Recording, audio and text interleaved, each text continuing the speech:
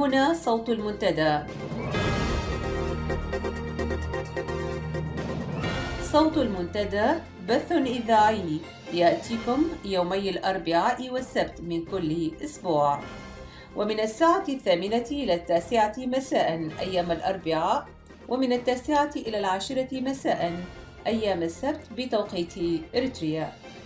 صوت المنتدى على الموجة القصيرة 15245 كيلو هرتز أو 19 متر باند، وعلى مدى 24 ساعة على القمر الصناعي النايلسات على 8 درجات غرباً وعلى تردد 11678 بالاستقطاب الرأسي. صوت المنتدى إعلام مستقل وحوار وطني بناء. صوت المنتدى.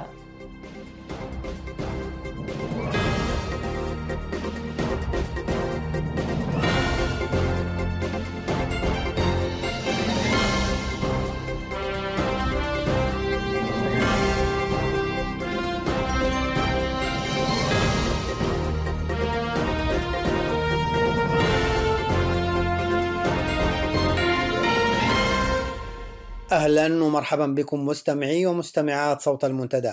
هذا أنا صلاح محمد زين، أحييكم وزملائي آمال علي ويوسف بوليسي، ونقدم لكم خلال هذه الساعة من مساء الأربعاء 5 أغسطس نشر للأخبار، ثم تعليقا تحت عنوان ما وراء تعيين وزير جديد لوزارة التجارة والصناعة.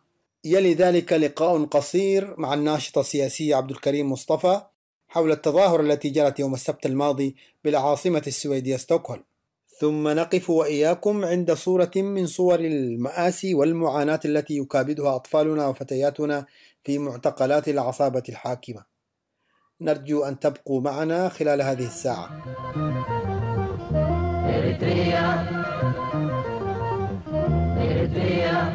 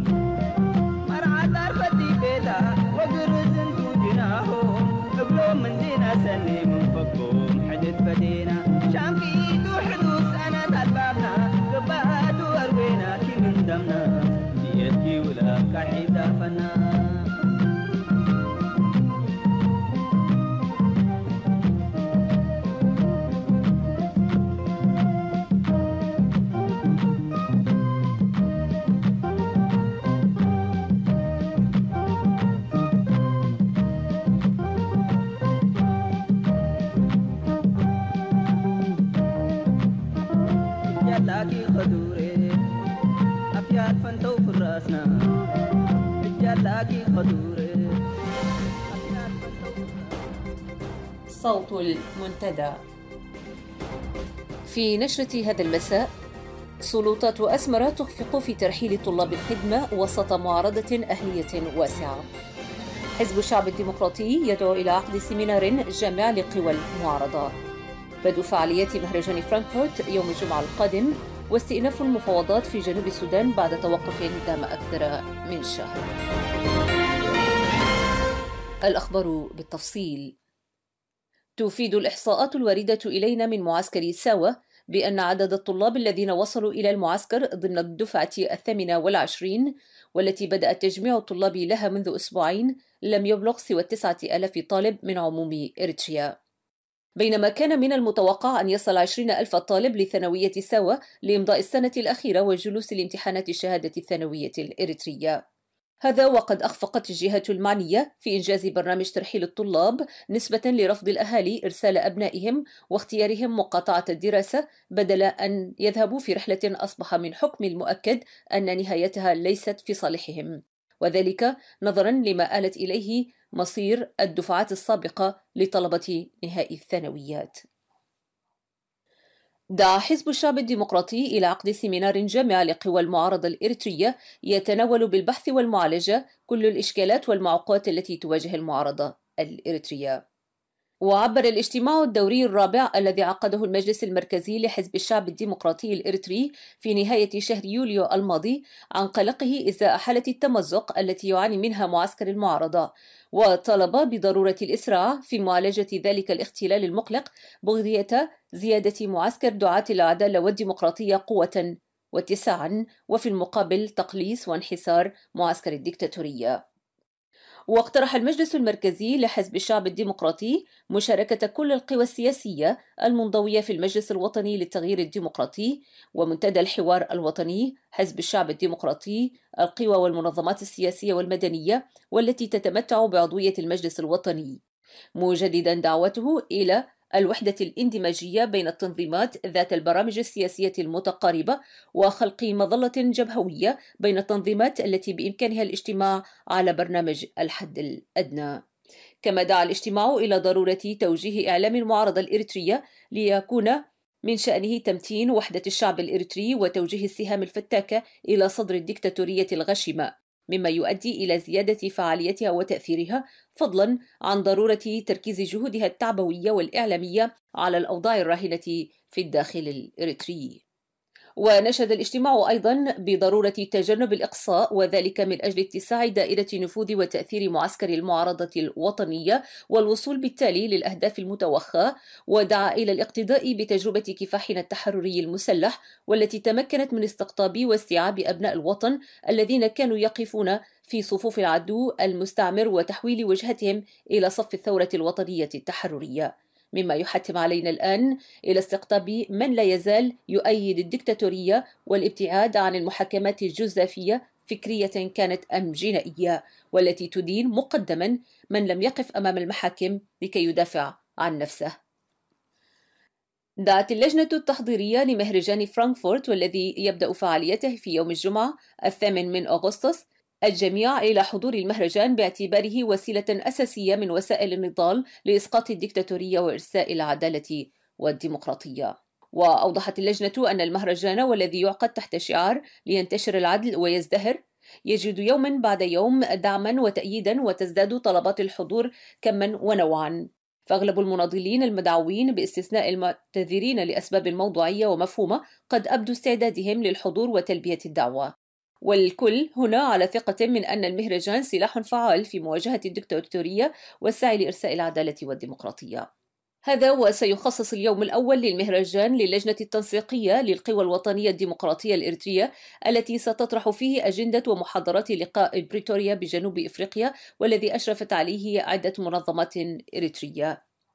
أما في اليوم الثاني من أيام المهرجان فسيكون مليء ببرامج وفقرات تفتتح بكلمة رئيس اللجنة التحضيرية السيد تسفى مريم كبرآب وكلمة السيد منجست آب أسمروم رئيس حزب الشعب الديمقراطي الإريتري. وحسب اللجنة التحضيرية سيخاطب اليوم الثاني من المهرجان أيضا ممثل عمدة مدينة فرانكفورت وممثل الحزب الديمقراطي الاشتراكي الألماني بمدينة فرانكفورت وممثل جبهة التحرير الإريترية وممثل حزب النهضة الإريتري وممثل الحركة الفيدرالية الديمقراطية الإريترية وممثل الحزب الإسلامي الإريتري للعدالة والتنمية وممثلة مبادرة الاتحاد النسائي الإريتري المستقل بألمانيا وممثلة الشبكة النسائية الإريترية وممثل المنبر الوطني للحوار وممثل الحركة الإريترية للديمقراطية وحقوق الإنسان وممثل الحركة الإريترية للتغيير منظمة سدري. هذا وسوف تتاح للمشاركين الفرصة للتعبير الحر عن آرائهم ومقترحاتهم وأسئلتهم واستفساراتهم عن الوضع السياسي الراهن. استئنفت يوم أمس الاثنين في العاصمة الإثيوبية أديس أبابا مفاوضات جنوب السودان والتي ترعاها الهيئة الحكومية لتنمية دول شرق إفريقيا الإيجاد بين حكومة جوبا والمعارضة، وذلك بعد توقف دام لأكثر من شهر. وجرت الجلسة الافتتاحية للمفاوضات بحضور مفوض السلم والأمن في إيجاد السفير تولدي جبرمتهن وممثل عن الاتحاد الإفريقي وآخر أممي وممثلين دوليين، إضافة إلى ممثلين عن الأطراف الرئيسية في الصراع والتي تشمل ممثلي الأديان والأحزاب السياسية وأعضاء الحركة الشعبية السبعة المفرج عنهم بقيادة بجان أموم الأمين السابق للحركة ومنظمات المجتمع المدني. وفي كلمة له قال جبرمتهن مفوض السلم والأمن في الإيجاد إن الوقت مناسب جدا لحل الأزمة بصورة نهائية، داعيا طرفي الصراع إلى الإسهام في عملية السلام. ومن جانبه قال رئيس وساطة الإيجاد وزير الخارجية الإثيوبي السابق وسفيرها الحالي في الصين سيوم مسفن إن جنوب السودان يواجه بالفعل أزمة إنسانية، وبالتالي لا يمكننا إضاعة الوقت في المزيد من المحادثات. نهاية النشرة.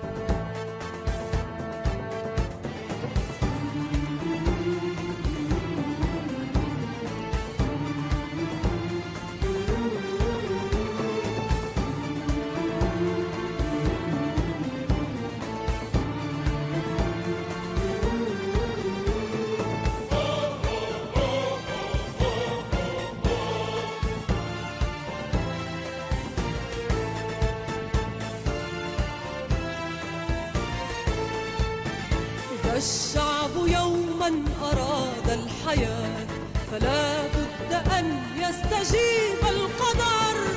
الشعب يوما أراد الحياة فلا بد أن يستجيب القدر.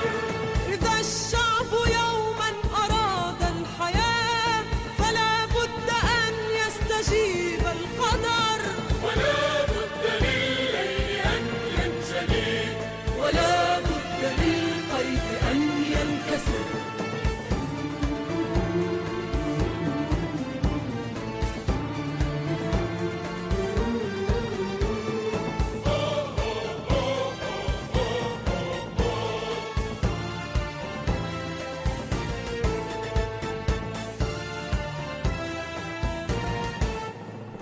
ومن لم يعانقه شوق الحياة تبخر في جوها واندثر، فويل لمن لم تشقه الحياة من صفعة العدم المنتصر. كذلك قالت لي الكائنات وحدثني روحها المستتر. كذلك قالت لي الكائنات وحدثني روحها المستتر. إذا الشعب يوما أراد الحياة فلا بد أن يستجيب القدر. ولا بد للليل أن ينجلي ولا بد للخير أن ينكسر.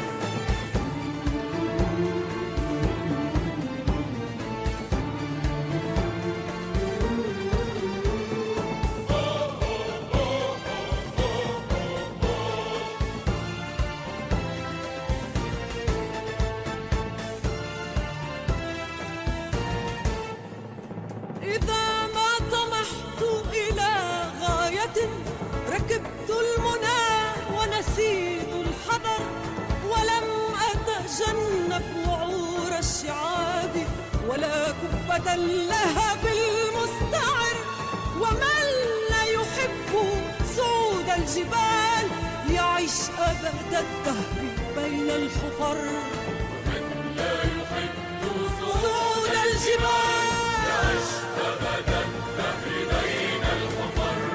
إذا الشعب يوما أراد الحياة فلا بد أن يستجيب القدر ولا بد للليل أن ينجلي ولا بد للخير أن ينتصر.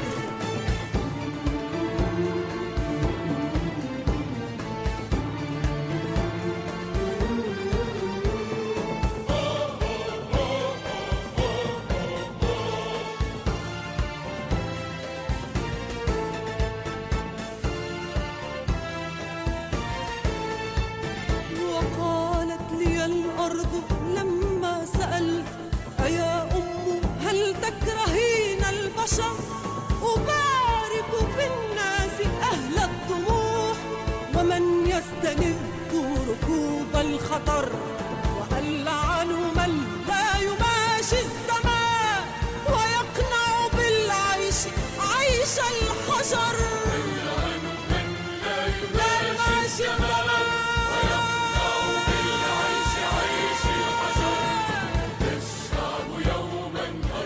الشعب يوما أراد الحياة فلا بد أن يستجيب القدر الشعب يوما أراد الحياة فلا بد أن يستجيب القدر إذا الشعب يوما أراد الحياة فلا بد أن يستجيب القدر ولا بد للليل أن ينجلي ولا بد للقيد أن ينكسر ولا بد للليل أن ينجلي ولا بد للقيد أن ينكسر ولا بد صوت المنتدى. ما وراء تعيين وزير جديد للتجارة والصناعة. الحدث المهم خلال هذا الأسبوع هو تعيين السيد نصر الدين علي بخيت كوزير لوزارة التجارة والصناعة في إريتريا.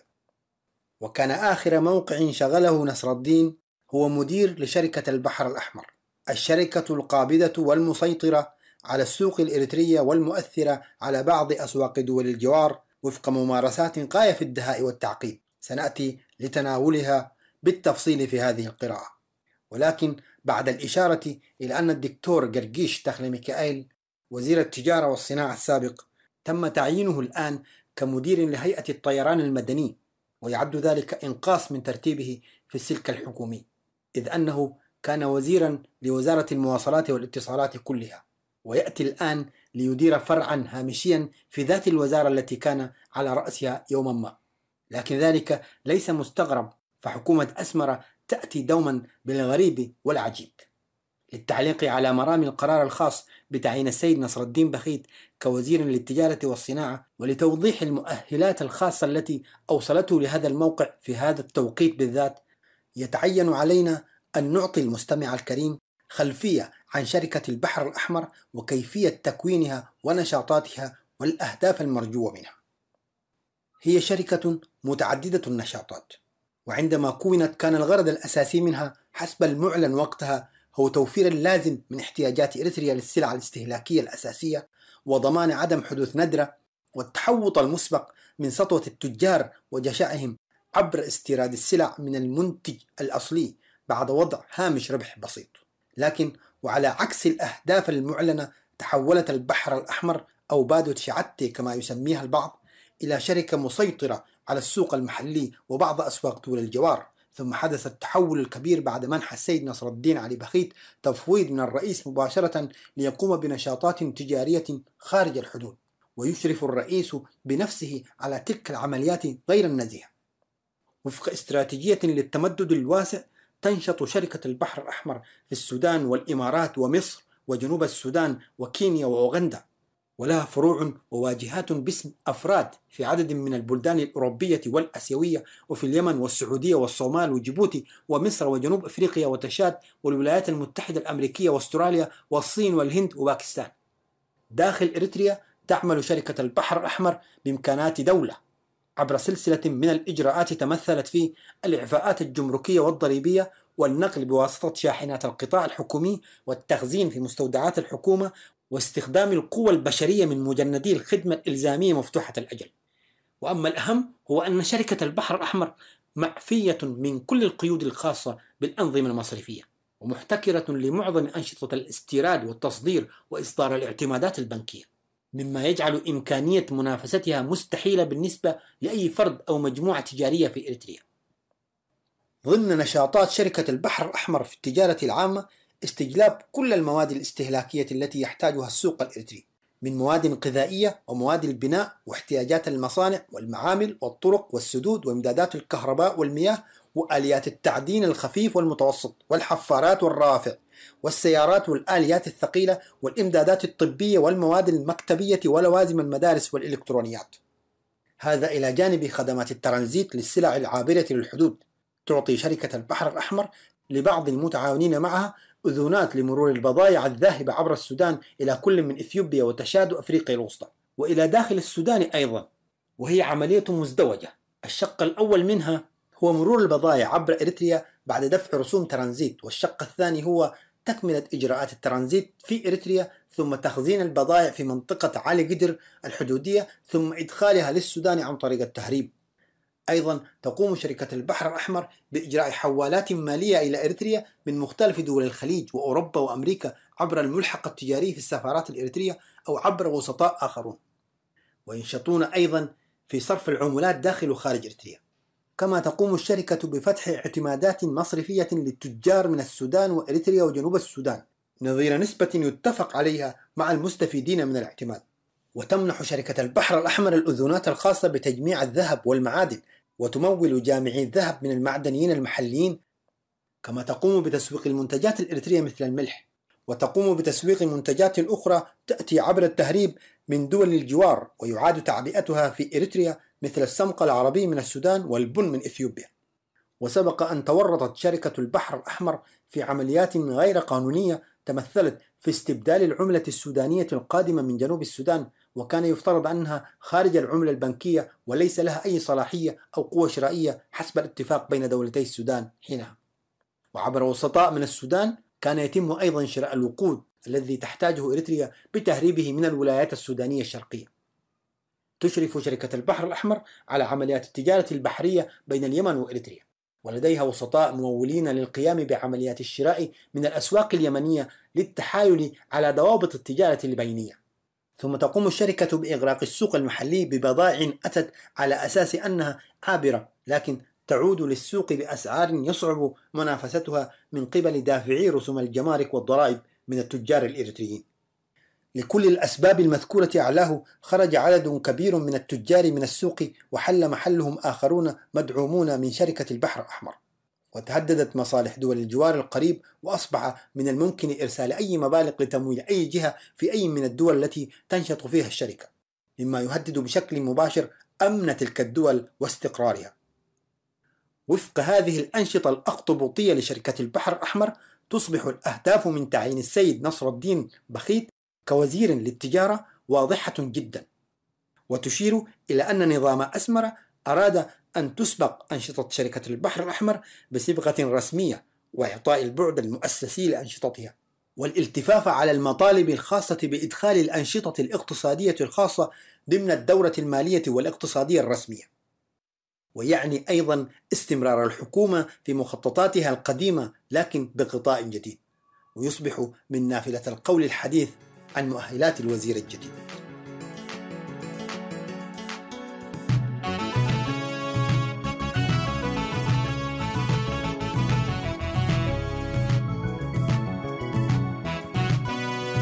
منتخى أمينة فقرخا تقنيته نزل عالم ناتكاي هزبي ناتكي إريترا أسي أسي أسي يا سي أسي أسي أسي يا سي أسي أسي أسي يا سي أسي أسي أسي يا سي أسي كنت تمسديد سمع لائن التابة حكاية زمن كسانة وفويدة نولود ولدو بسامة خاخبار كتم حد النتكا نزل عالم ينبر نولد والده بزعما خبر كل سمحاد النتكا نزل عالم ينبر ينبر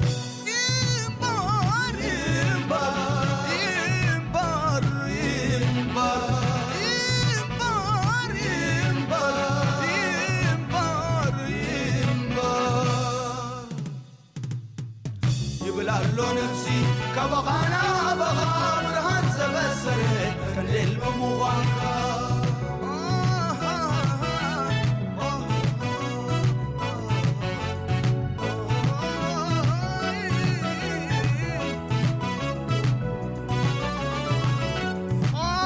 انت بعالقية حولت مننا شاي حلم صغير كا نبهي وكون الناس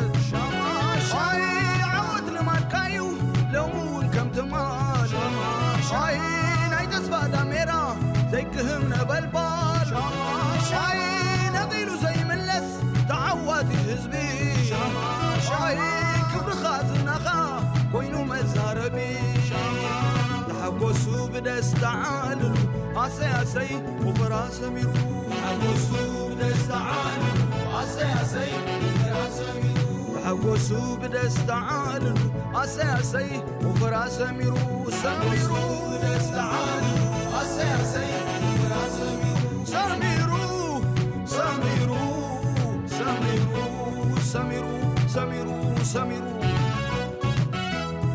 ارمانا نسايا ملك عيد كبرت هوتنا وفينا نبرا بهوت نايمة بتعاد غليب بدمنا تعبي أفريقاوي هجر عدل وهزبي لا للدكتاتورية لا للدكتاتورية لا للدكتاتورية لا للدكتاتورية لا لإساس لا لإساس لا ليقدف لا ليقدف لا ليقدف لا ليقدف لا ليقدف لا ليقدف سننتصر سننتصر سننتصر سننتصر الشعب سينتصر الشعب سينتصر سينتصر الشعب سينتصر الشعب الشعب يريد الشعب يريد الشعب يريد الشعب يريد الديمقراطية الديمقراطية العدالة العدالة الديمقراطية الديمقراطية المساواة. كنتم تستمعون إلى أصوات من التظاهرة التي جرت يوم السبت الماضي في مدينة ستوكهولم. معنا من مدينة ستوكهولم ويتحدث إلينا من مدينة ستوكهولم الأستاذ عبد الكريم مصطفى الناشط السياسي. أستاذ عبد الكريم مرحبا بك في صوت المنتدى. أهلا وسهلا. حياك الله. يا ليت في البداية تحدثنا عن ما كان هدف هذه المظاهرة التي أقيمت يوم السبت في ستوكهولم. طيب شكرا أستاذ صلاح محمد زين، وشكرا على المنتدى لهذا الحوار وهذا الاهتمام. طبعا المظاهرة هي في المظاهرة السادسة في ستوكهولم تقيمها المنظمة الإريترية والسويدية للتغيير الديمقراطي اللي هي اسمها سيسادو. وسيسادو دأبت أنه تعمل هذه المظاهرات، يعني بدأتها قبل 6 سنوات، وكانت هذه المظاهرة متميزة هذه السنة. الأهداف طبعا معروف أنه المظاهرات هي جزء من النضال السلمي، وهذه المظلة دأبت في أنه تواجه هذا النظام يهدف بعدة أشكال. مثلا منعت كل المساعدات تقريبا أو أغلب المساعدات اللي كانت تعطيها البلديات في ستوكهولم لنظام يهدف هنا، ومنعوا من كل المقرات الكبيرة اللي كانوا يعقدوا فيها اجتماعاتهم الكبيرة لما يأتوا مسؤولين من إريتريا. من ضمن أيضا أعمال هذه المظلة هي إقامة المظاهرات. طبعا أنت عارف المظاهرات هي جزء أساسي في النضال السلمي، وكثير من البلاد فعلا يعني سقطوا أنظمة بالمظاهرات. فلذلك نحن طبعا لسنا في داخل إريتريا لا نستطيع أن نعمل مظاهرات، ولكن في خارج أضعف الإيمان أن الإنسان في خارج بلده يعبر عن مشاعره ويعبر عن ظلم الواقع الإريتريين في إريتريا في المكان الموجودين فيه يعني. فالمظاهرة هذه حقيقة كانت مظاهرة في إطار هذه الأهداف التي ذكرت. نعم، وتزامنت مع مهرجان كان يقيمه النظام. هو طبيعي طبعا المظاهرة دي هي أصلا يعني نوقته مع المهرجان الذي يقيمه هيجدف سنويا، وهو أكبر مهرجان يعتبر في أوروبا بعد بولونيا. نعم. يعقد سنويا تقريبا، دأبوا أن يعقدوه أكثر من 20 عاما الآن، ونحن أمامهم نتظاهر ونعبر وبشعاراتنا وبكلماتنا، وحقيقة حنستطيع ندخل ممكن في مظاهر المظاهرة ونتائجها ممكن عبر الأسئلة إن شاء الله. نعم. طيب دعنا في مشهد، في صورة المظاهرة، حضورها وعدد المشاركين فيها. المظاهرة حقيقة السنة دي كان عدد متميز. نعم. من حيث الحضور حضروا أكثر من 500 شخص، ويعني تقريبا أنا أذكر قبل 6 سنوات العدد ما كان يتجاوز 100. الآن وصل إلى قرابة 500-600 شخص، وكان أغلبه من الشباب. وأيضا حقيقة كانت يعني مظاهرة ليست مظاهرة عادية، لأنه كانت تظاهرة شعبية بكل المعاني، لأنه حضروا من جميع أوروبا، يعني من كل دول اسكندنافيا والسويد، من كل دول، يعني لأول مرة من كل المدن السويدية جاءوا مجموعات. وأيضا حضروا من إيطاليا وهولندا وألمانيا وسويسرلاند وإيرلندا وبريطانيا وهولندا، حضروا أيضا يعني عدد كبير. والملفت للنظر أيضا تفاجأنا أنه حضر شخص من أمريكا يعني. وبالمناسبة أيضا حتى نبشركم، أيضا حضرت معنا زوجة والدعالي الأستاذة بخيتة، كانت موجودة معنا في المظاهرة. نعم. جيد. طيب شعارات المظاهرة، وهل هناك حصلت أي مواجهة بينكم وبين أتباع النظام، أم كانت مظاهرة سلمية فقط توجه رسالتها لمن كان يحضر المهرجان؟ المظاهرة طبعا يعني الشيء الملفت في هذه السنة عدد كبير من المتظاهرين مشوا في داخل مقرات الاحتفال حقهم، وتقريبا تجولوا تقريبا 70 شخص تجولوا بفنايلهم البيضاء التي كانت تحمل شعارات المظاهرة تقول نحن إلى الأمام، الإرثيون يريدون العدالة. كانت الفنايل يعني بيضاء، وكانت أيضا فنايل خضراء بعلم إريتريا القديم، يعني تجولوا وبشكل حضاري وبشكل سلمي أيضا طرحوا شعاراتهم كلها، وهي من أبرز الشعارات اللي كانت أين إخوانكم، أين أخواتكم، أين أمهاتكم، تذكروا المعتقلين، تذكروا السجناء. يعني كل هذه كانت شعارات بكل اللغات الإريترية، نستطيع أن نقول باللغة العربية والتجرينيا والبلين والساهو والعفر. كانت الناس فعلا تعبر بما تستطيع أن تعبره يعني. طيب هذا العدد من الناشطين دخلوا إلى قاعة احتفال النظام أو مهرجان النظام، لم تواجههم أي إشكال؟ لم يصطدموا مع أتباع النظام؟ لا، هم كانوا يعني محروسين يعني من الشرطة، وما دخلوا إلى القاعة، ولكن دخلوا إلى المكان. يعني المكان كبير، هو في فسحة كبيرة تعتبر زي وهم بيعملوا فيها قاعات، فنحن ما دخلنا إلى القاعات، ولكن كان بجانب لكن دخلنا إلى المكان. والقرض منه ليس دخول إلى القاعة ويعني إيجاد إشكالية أو كذا، لأنه في النهاية هي مظاهرة سلمية. عندنا لا تصريح من البوليس، والمفترض أن تكون يعني منضبطة، لكن نحن تحدينا أنه دخلنا في مكانهم وقلنا شعاراتنا من قريب. يعني هذا كان الهدف الأساسي يعني. نعم. طيب هناك من يعتبر مثل هذه المظاهرات لا تحق حق ولا تبطل باطل، أو ليست لها نتائج، فكيف ترى ذلك أنت؟ هل لهذه المظاهرات تأثير على النظام وعلى أتباعه؟ لا طبعا، هذا ما صحيح. يعني التأثير كان واضح أولا، لأنه أنا اللي تكلمت عنه الآن الجزء الأول وهو المعارضين، وأما الجزء الآخر، الوجه الآخر من المظاهرة، هم حقيقة أغلبهم كانوا يمشوا على استحياء، لأنه كنا بينه وبينه كان يعني متر تقريبا. يعني نحن كنا، لكن كان في حاجز، لكن كنا نشوفهم، كل من يدخل كنا نعطيه ورقة وكان يأخذها باحترام. بل كثير منهم جاءوا وقالوا نحن إن شاء الله في السنة القادمة معكم، وقاعدين ندخل لأسباب نحن يعني مضطرين. وكانوا فعلا، والآخرين أيضا كانوا يمشوا على استحياء. وأيضا في جزء منهم ليس كبيرا ولكن عدد قليل شخصين أيضا انضموا إلينا إلى المظاهرة، يعني كانوا ينووا أن يدخلوا هناك، ولكن عندما دعيناهم يعني وذكرناهم بالمعاناة وذكرناهم فجاءوا إلينا. يعني ده من ناحية. يعني الناحية الأخرى هذه المظاهرات وغيرها هي من الوسائل النضالات السلمية الفعلا التي تحقق يعني من سنة إلى سنة نتائج إيجابية وملموسة قاعدين نشوفها. يعني العدد اللي كان مثلا قبل كم سنوات 50 نفر 70 نفر الآن ما وصل أكثر من 600 يعني. وأنا أتوقع أن السنة الجاية حيصل إلى آلاف يعني. جميل. طيب في نهاية هذا اللقاء العابر، يعني لو كان لديك أي رسالة توجهها خاصة إلى الذين يحضرون مثل هذه المهرجانات التي يعدها النظام للرقص والتهريج والتسول كمان، معروف أن النظام لا يفعل هذا الشيء من أجل إحياء تراث أو الترفيه للمواطن الإريتري في الخارج، إنما لجلب وللجباية ولجمع الأموال. فما هي رسالتك لمثل هؤلاء الناس الذين يحضرون مثل هذه المهرجانات؟ هو رسالة يعني لامبودوسيا، رسالة الشباب الذي يهرب والمعاناة والموت في الصحاري والبحار ومعاناتهم في إيطاليا اللي بنفسنا مشينا زرناهم.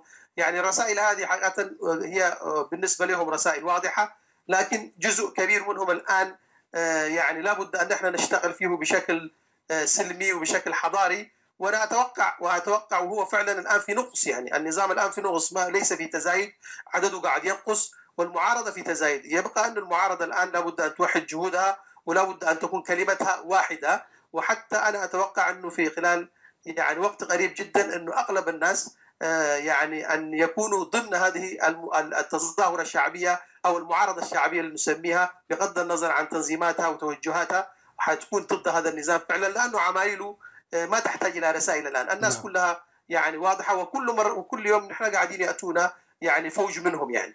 نعم. في نهايه هذا اللقاء نشكرك ونشكر حضورك معنا، شكرا جزيلا. شكرا لكم. شكرا جزيلا استاذ عبد الكريم. السلام عليكم. وعليكم السلام ورحمه الله.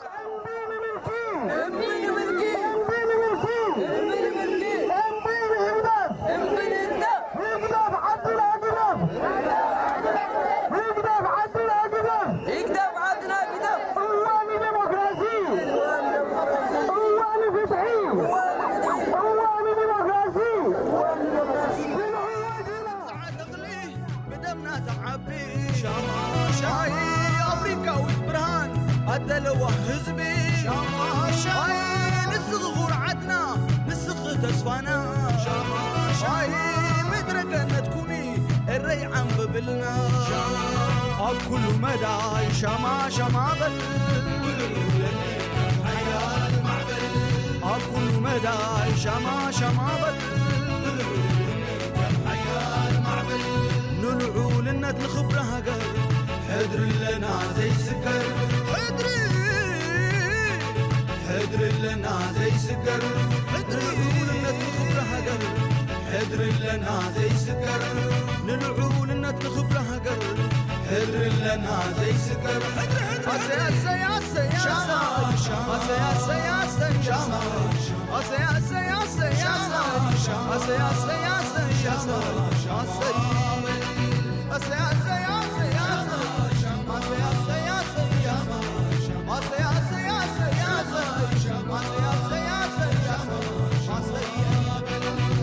كل مدى شما بل ولعو ونيكم حيا المعبل كل مدى شما بل ولعو ونيكم حيا المعبل نلعو لنا الخبرة قر حدر لنا زي سكر حدر لنا زي سكر نلعو لنا الخبرة قر حدر لنا زي سكر نلعو لنا الخبرة قر حدر لنا زي سكر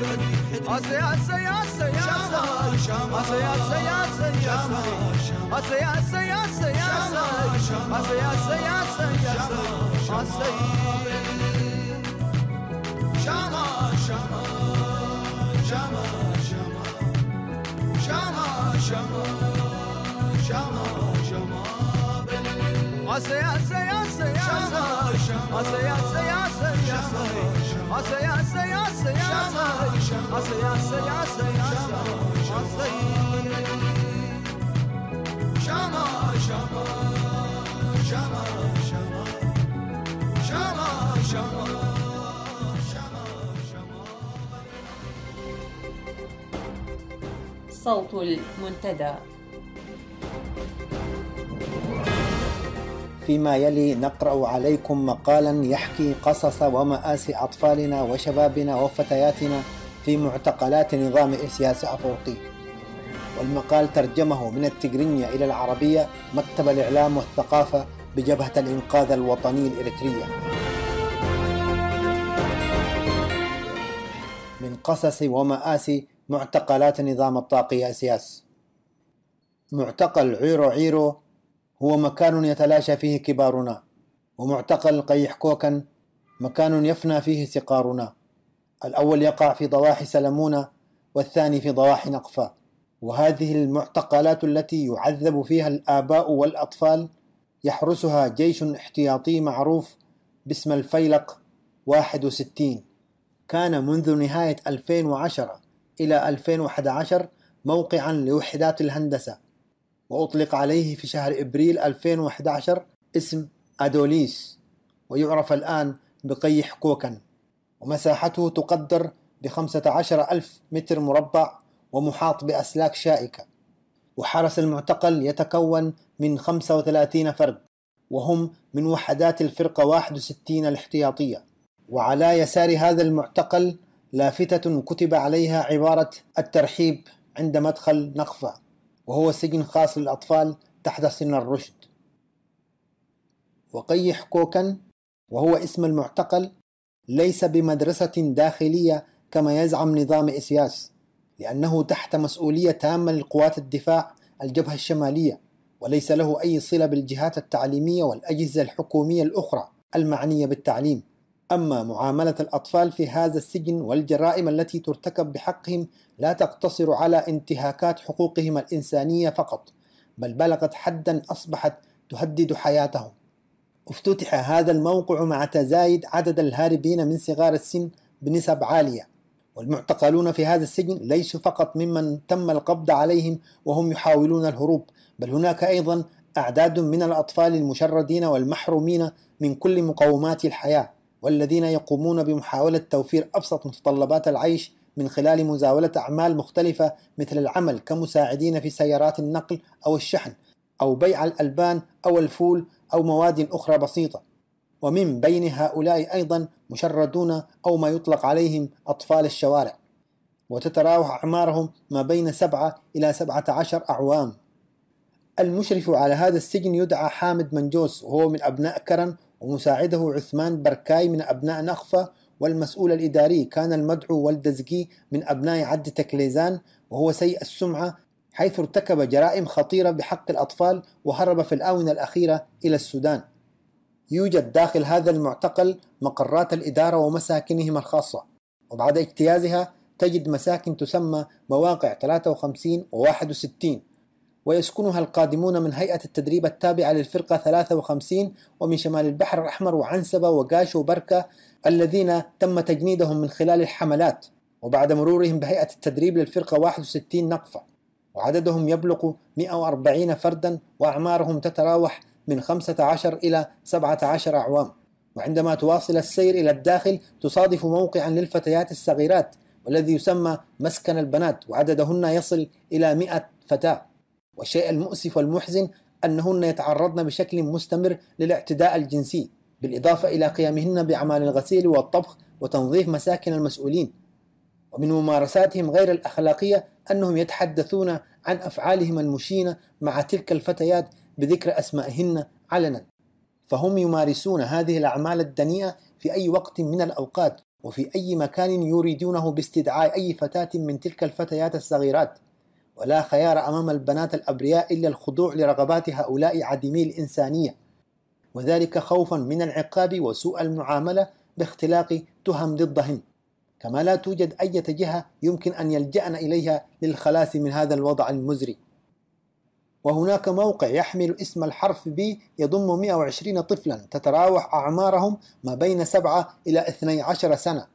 يليه موقع آخر يسمى عريرب ويضم أطفالا أعمارهم من 13 إلى 17 عام، ويبلغ عددهم حوالي 130 طفلا. كما يوجد موقع يسمى مقر الوزارة يسكن فيه الشباب الذين يقومون بمهام التدريس، وهم من الذين تم القبض عليهم أثناء الهروب، وعددهم حوالي 21 من بينهم 4 فتيات. والموقع الأخير يحمل اسم دندن الثورة، فيه 130 من الأطفال، وتتراوح أعمارهم ما بين 14 إلى 16 سنة. وبشكل عام يصل عدد النزلاء في هذا السجن من 640 إلى 700، منهم 100 من الفتيات، وجميعهم قُصّر باستثناء 21 من الكبار الذين يطلق عليهم المعلمين، وهم أيضا يتم تقسيمهم حسب أعمارهم. وتسمية قيح كوكن بمدرسة داخلية هي خدعة وبهدف الدعاية فقط، ولا تتم هناك أي أنشطة تعليمية مفيدة، وما يسمونه التدريس هناك لا يتم حسب المراحل الدراسية، فهم يدرسون الفصل الأول والثاني معا، والثالث والرابع أيضا في فصل واحد، والمعلم يتنقل من فصل إلى آخر باستمرار، ومن يكمل الفصل 11 منهم يعيدونه بالاشتراك في امتحان الشهادة الثانوية لمواصلة تعليمه الجامعي. ولكن لا يتم هذا نهائيا، بل هي مجرد وعود كاذبة. ومن ينهي الفصل 11 يلتحق بطاقم الحراسة لهذا المعتقل. لذلك فإن الهم الأول لهؤلاء الصغار هو التفكير في كيفية الهروب من هذا المعتقل. والحالة المعيشية لهؤلاء صعبة للغاية، ويعانون من جوع حقيقي، فوجبة الفطور على سبيل المثال تتكون من رغيفين من الذرة مع كوب من الشاي. أما الغداء والعشاء فيقدمون لهم في كل وجبة رغيفين لكل فرد مع ملعقتين من إدام العدس، وذلك لكل 10 من المعتقلين. أما المياه التي يشربونها أو يستعملونها للاستحمام فعلى الرغم من كونها شحيحة فهي أيضا مالحة، والعربة المخصصة لنقل المياه تأتي إليهم كل 3 أو 4 أيام، وفي بعض الأحيان تغيب لأكثر من أسبوع. أما الاستحمام فمن يحالفه الحظ يتم بعد 2 أسبوع، ومن لم يسعفه الحظ يضطر للانتظار لأكثر من ذلك. أما الاحتياجات الأخرى مثل الصابون والحذاء فهذه غير متوفرة نهائيا، ولأن المنطقة شبه صحراوية فلا توجد فيها حتى النباتات التي يمكن استعمال أوراقها للغسيل. وطموح الأطفال وتمنياتهم الدائمة أن يعرف ذويهم مكان تواجدهم، لربما جلبوا لهم الصابون والحذاء. يتم إمداد المكان بالكهرباء لمدة 4 ساعات فقط يوميا، أي من الساعة 6 إلى 10 مساء. أما الراديو أو التلفزيون فغير متوفر نهائيا، وبالتالي فإن الأطفال لا يعرفون شيئا مما يجري في البلد أو العالم. وخشية هروبهم يمنعون من القيام بممارسة لعبة كرة القدم أو أي نشاطات رياضية أخرى. الاتصالات الهاتفية غير مسموح بها، وإذا تمكن أحد أعضاء الأسرة من معرفة مكان تواجد ابنه ووصل إلى المعسكر يسمح له مقابلة الابن تحت مراقبة الحراس، وفي مكان مخصص لاستقبال الضيوف تحت شجرة موجودة بجوار المدخل، ولمدة ربع ساعة فقط. وإذا أحضروا لهم أي نوع من المأكولات فيسمح لهم فقط أن يأكلوها في نفس المكان، ولا يسمح لنزلاء هذا المعتقل التحرك لأي موقع آخر خارج مكان سكنهم ما عدا صفوف الدراسة أو مكان الأكل. ومن أجل قضاء الحاجة فإن الحرس يسوقون الأطفال في صفوف منتظمة، ولأنهم يتخوفون من موقع دندن ثورة وعريرب يشددون الحراسة عليهم وتقفل عليهم الأبواب أثناء النوم. أما في حالة حدوث هروب من الأطفال فيقومون بتجريد كل الأطفال من الأحذية ويجبرونهم للتحرك دون حذاء. أما بخصوص النوم فإن الأطفال يفترشون البرش، وبسبب ضيق مكان النوم على كل 2 أن يناما في فراش مستقيم واحد يولي الواحد ظهري للآخر، وهكذا ليأتي بعدهم الآخرين ليشكلوا صفا آخر. أما الفتيات فهن أحسن حالا من الفتيان، حيث خصص سرير لكل فتاتين. ونتيجة لسوء التغذية وانعدام النظافة يتعرض نزلاء هذا المعتقل لأمراض مختلفة ومستمرة، مثل تقرح الجلد والحساسية والحصبة والملاريا والأمراض الصدرية، ولا يوجد علاج في داخله. وعندما تشتد على الأطفال الصغار الأمراض وتتدهور صحتهم ويصلون إلى درجة خطيرة يأخذونهم تحت حراسة مشددة إلى مدينة نقفة، وفي معظم الأحيان تكون فرص إنقاذهم ضئيلة ويفارقون الحياة بعد وصولهم أو قبله. والدليل على هذا هو ارتفاع نسبة الوفيات، حيث توفي منهم حتى اللحظة 35 طفلا. ويوارون الثرى في مقبرة الشهداء بنقفة بواسطة زملائهم وبدون وضع أي إشارة تدل على هوية المتوفي واسمه. إن أطفال قيحكوكن أصبحت لديهم خبرة في دفن الموتى، لأن من تحصدهم طلقات هيئة التدريب التابعة للفرقة 61 في الجيش الاحتياطي بتهمة محاولة الهروب يكلف مسؤولو هذا المعتقل زملائهم بالقيام بعملية دفنهم، علما بأن أسر المتوفين لا يتم إبلاغهم بالأمر. ومن الذين ماتوا في هذا السجن طفل يدعى شكي من أخرية أسمر وعمره 7 أعوام، هيرمون نايزجي من أبناء كرن وجد منتحرا وعمره 17 عام، وفيلمون من أسمرة وعمره 17 عام، ناتنائيل من أسمرة وعمره 7 أعوام، وطفل من ماي تماناي في أسمرة وعمره 7 أعوام، صالح من أفعبت وعمره 15 عام، زايد من أسمرة وعمرها 14 عام، والقائمة تطول. وعند معاقبة الأطفال يتم معاملتهم دون الرحمة، حيث يحرمون من الأكل ويؤمرون بالزحف وممارسة حركات قاسية حتى ينهاروا ويفقدوا القوة، كما يتم رشهم بالمياه ويضربون بالعصي والهروات وهم واقفون، ويتم اعتقالهم في دورات مياه مهجورة لفترة طويلة ولا يسمح لهم الخروج منها. وممن تعرضوا لمثل هكذا عقوبات إسياس تسفاي من عد خوالا وعمره 17 سنة، وناهوم وملقب بجون سيناي وعمره 16 سنة. وفي مقدمة من كان لهم دورا كبيرا في تشييد هذا المعتقل من قيادات النظام نذكر الجنرال تخلمنجوس والعقيد فتصوم والعقيد برخت مبرهتو وقائد عسكري مسؤول أركان الفرقة، والملازم جزائي من إدارة الأركان للفرقة، أبوي رقوم مسؤول الشؤون الاجتماعية في فرقة الاحتياط 61، وود السودان مسؤول هيئة التدريب في الفرقة. هذا وتعجز الكلمات من توصيف الأعمال الإجرامية التي تمارس في معتقل قيحكوكن ضد الأطفال الأبرياء، ولا يستطيع أحد أن يشعر مدى بشاعة هذا المعتقل الرهيب إلا من عاش في داخله واكتوى بناره. والحقيقة الواضحة هي أن قيحكوكن معتقل يفنى فيه الصغار وعير سجن يتلاشى فيه الكبار والعقلاء والمسؤولين. شامكي توحدو سنة البابنا كبات وأروينا كي من دمنا يبكي ولا قحيتا فنا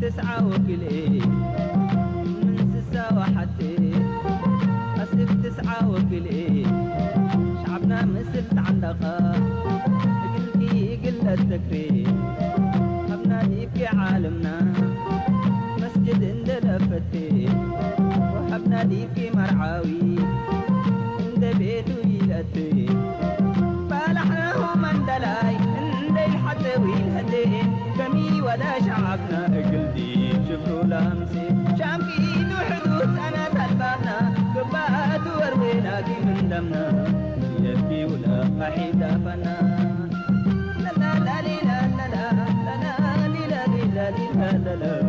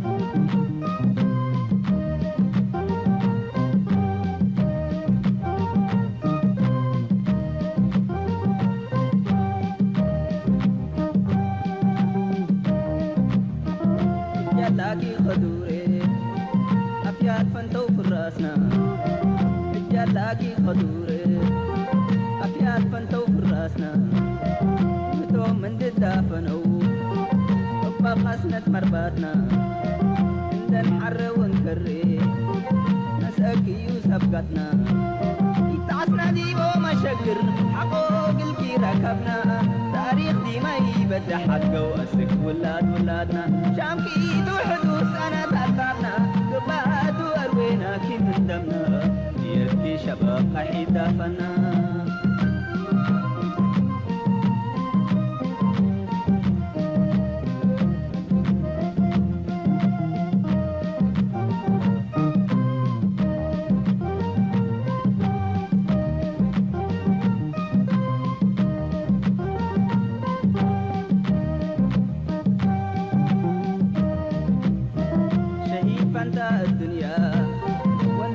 اللحن مدر شهيد فانتا الدنيا ونبرها اللحن مدر نتاسس ولادو أسك العبة وشنقل نبتك من قنوبتنا قبلون ألبس ونأدرر مربات عبايا بسنة وقبيل حادرة الشفر لا تعرفت الليتنا ينالا قل نبني ونعمر شامكي وحدوث أنا تأثرنا قبات وأروينا كي من دمنا يبكي شباب قحيد دافنا لا لي لا لي لا لي لا لا لا لا لا لا لي لا لي لا لا لا لا لا لا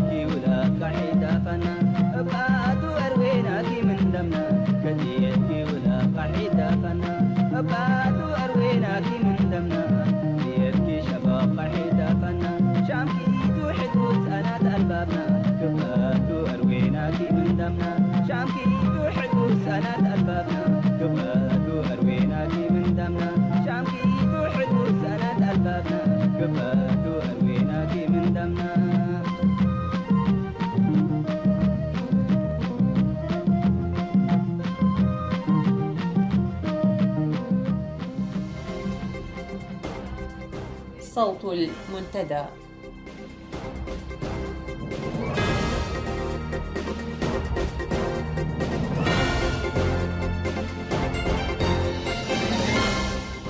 بهذا وصلنا وإياكم إلى ختام ساعة هذا المساء، على أمل اللقاء بكم يوم السبت القادم بمشيئة الله. نترككم في رعاية الله وحفظه.